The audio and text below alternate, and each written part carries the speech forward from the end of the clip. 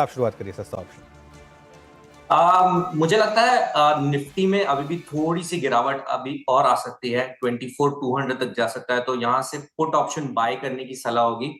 15 मई का next next week का expiry का पुट ऑप्शन बाय करेंगे। 270 के आसपास चल रहा है। स्टॉप लॉस होगा 240 का और टारगेट होगा 350 का। ओके, आप निफ्टी का प्लीज बताइए एक बार, मैं नोट नहीं कर पाया। सोमिल, क्या ट्रेड है आपका? निफ्टी कौन सी स्ट्राइक? स्ट्राइक प्राइस होगी 24,350। स्टॉप लॉस होगा 240 का और टारगेट होगा 350। ओके, चलिए, तो सोमिल का ट्रेड हो गया और 24,350 की पुट 273 पे ट्रेड कर रही है। ओके, ये हो गया एक ट्रेड। अब अगले ट्रेड के लिए चलते हैं। आज का एफ सुपरस्टार सचिन जी, क्या पिक कर रहे हो? वीरेंद्र जी, यहाँ पर इंडिगो में थोड़ी सी वीकनेस नजर आ रही है। सोमवार से ही हमने देखा है, थोड़ा सी प्रॉफिट बुकिंग हुई थी। एक double top kind of formation यहाँ पर 5600 के आसपास एग्जिबिट हुआ है। एंड जो इसका बेस था अराउंड 5200 का, वो एक थ्रेट है। तो मुझे लग रहा है जिस तरीके से इसके शॉर्ट टर्म एवरेजेस कन्वर्ज हुए हैं इन द नेगेटिव टेरिटरी, तो यहाँ से मुझे लग रहा है थोड़ी सी गिरावट एक्सटेंड होनी चाहिए। एक्सपेक्टेशन ये होगी कि अराउंड 5110 तक ये गिरावट एक्सटेंड होनी चाहिए। तो टारगेट होगा 5110 का। फ्रेश शॉर्ट पोजीशंस ऐड करने हैं इंडिगो में। एंड स्टॉप लॉस आपको यहाँ चलिए से लगभग अराउंड 50 to 80 पे लगाना है ऑन क्लोजिंग बेसिस। चलिए, ठीक है, एक काम करते हैं, चार का चौका को मैं थोड़ा सा रोक रहा हूँ एक बार के लिए। बड़ी खबर आ रही है आपकी स्क्रीन पर। एयर डिफेंस सिस्टम लाहौर का भारतीय सेना ने बर्बाद कर दिया। ये खबर आ रही है, बहुत बड़ी ब्रेकिंग खबर है। लक्ष्मण जी के पास चलते हैं, वापस जोड़ लेते हैं लक्ष्मण जी को। लक्ष्मण जी, आप वहीं कोई टेंट वेंट बना लीजिए, क्योंकि लग रहा है कि आपको ब्रेकिंग न्यूज़ इस तरीके से लगातार देनी होगी। तो बताइए ज़रा, क्या न्यूज़ आई अब? देखिए, अब तक की सबसे बड़ी खबर यह निकल कर आ रही है कि ऑपरेशन सिंदूर के बाद एक दूसरा बड़ा अटैक भारत की तरफ से किया गया है और पाकिस्तान में लाहौर में जो वहां पे एयर डिफेंस रडार सिस्टम है, उसके कई सारे एयर डिफेंस रडार सिस्टम को सरकार भारत की तरफ से निशाना बनाया गया, उसको टारगेट किया गया। और इंडियन आर्मी की तरफ से औपचारिक बयान दिया गया है कि इसमें से एक एयर डिफेंस रडार सिस्टम को भारतीय सेना ने ध्वस्त कर दिया है। यह अपने आप में बहुत बड़ी बात है कि लाहौर में घुस करके उसके एयर डिफेंस रडार सिस्टम को भारत ने ध्वस्त कर दिया है। शायद यही वजह है कि आपने देखा होगा कि आसपास कई सारे पाकिस्तान के एयरपोर्ट को बंद कर दिए गए, कई सारे शहरों में ब्लैकआउट किया गया था। शायद इसी की वजह से किया गया था। अब जाके भारतीय सेना ने इसकी औपचारिक जानकारी दी है और इसके पीछे वजह बताई कि ऑपरेशन सिंदूर के बाद 7 और 8 तारीख की रात, यानी बीती रात में पाकिस्तान की तरफ से कई सारे जगहों पर कई सारे भड़काऊ तरीके से कार्रवाई की गई। वहां से गोले छोड़े गए, बंदूकें चलाई गई। उसमें श्रीनगर, जम्मू, पठानकोट, अमृतसर जैसे इलाकों में कोशिश की गई कि वहां पे हमला किया जाए। इसका मुंहतोड़ जवाब भारतीय सेना ने दिया है और उस जवाब के कड़ी में भारतीय सेना ने लाहौर के कई सारे एयर डिफेंस रडार सिस्टम को टारगेट किया। उसमें से एक सिस्टम जो है उसको ध्वस्त कर दिया गया है। और भले भारत नहीं चाहता है कि इस मामले को आगे बढ़ाया जाए, इसको ज्यादा तूल दिया जाए, लेकिन पाकिस्तान की तरफ से जिस तरह से कार्रवाई की जा रही है, जिस तरह से उकसाया जा रहा है, उसका मुंहतोड़ जवाब आगे भी इंडियन आर्मी देती रहेगी। ये साफ तौर से एक बहुत बड़ा बयान इंडियन आर्मी की तरफ से कि किस तरीके से अब लाहौर में घुसकर दूसरा बड़ा हमला किया गया है एयर डिफेंस रडार सिस्टम को ध्वस्त करने का, जहां से भारत के खिलाफ गतिविधियां चलाई जा रही थी। जी हाँ लक्ष्मण जी, और इसकी उलट हुई कल भी जो पंजाब में मिसाइल्स इंटरसेप्ट हुई हैं, उसको देख के एक चीज बात चलेगी कि भारत ने जितना अपनी प्रणाली पे काम किया एयर डिफेंस सिस्टम पे, वो बिल्कुल सटीक काम कर गया। कल काफ़ी सारी मिसाइल्स जो थी वो छोटी मिसाइल्स इंटरसेप्ट की गई हैं पंजाब में।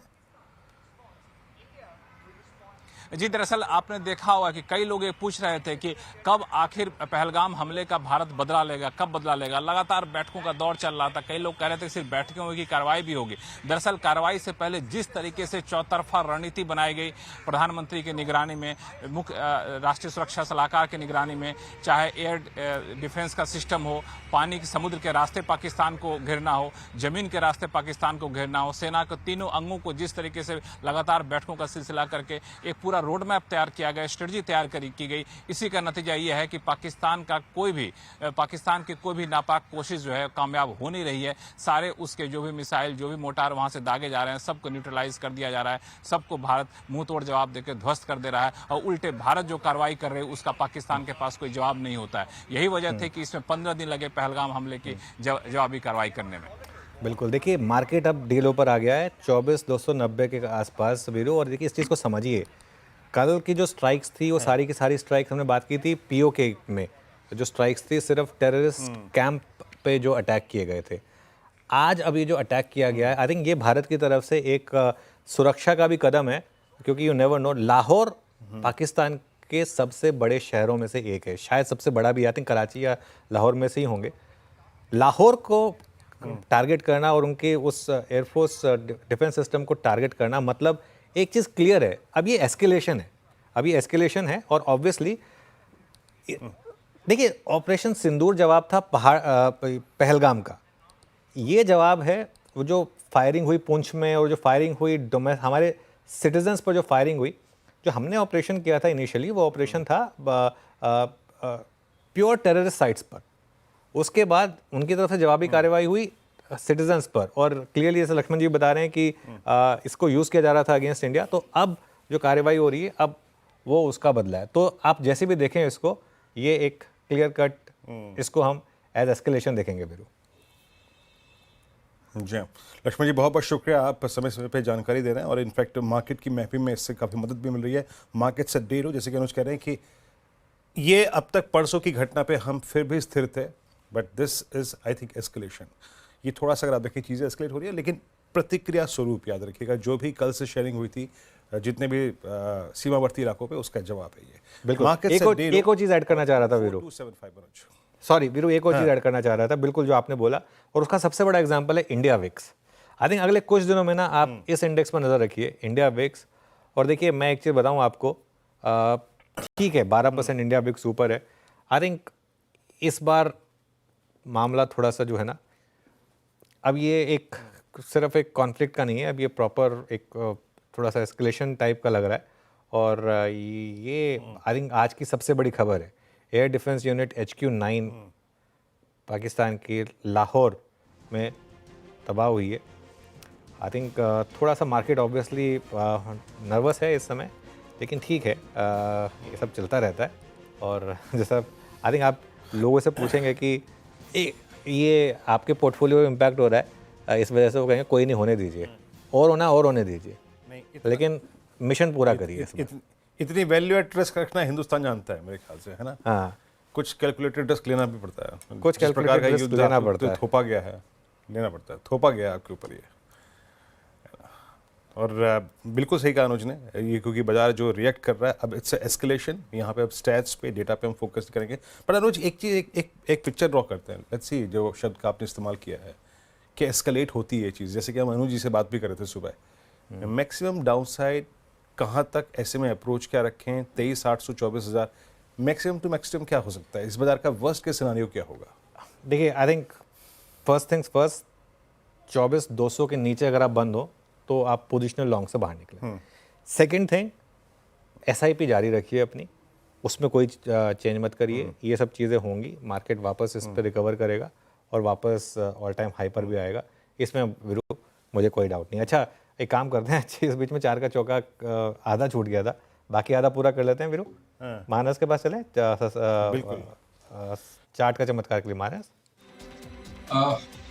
तो देखिए, गोदरेज प्रॉपर्टीज में बिकवाली करने की राय रहेगी अनुज जी, क्योंकि यहाँ पर अगर आप देखिए तो 20-डे मूविंग एवरेज के नीचे फिसल गया है स्टॉक। तो गोदरेज प्रॉपर्टीज के फ्यूचर में करंट लेवल्स पे बिकवाली करेंगे।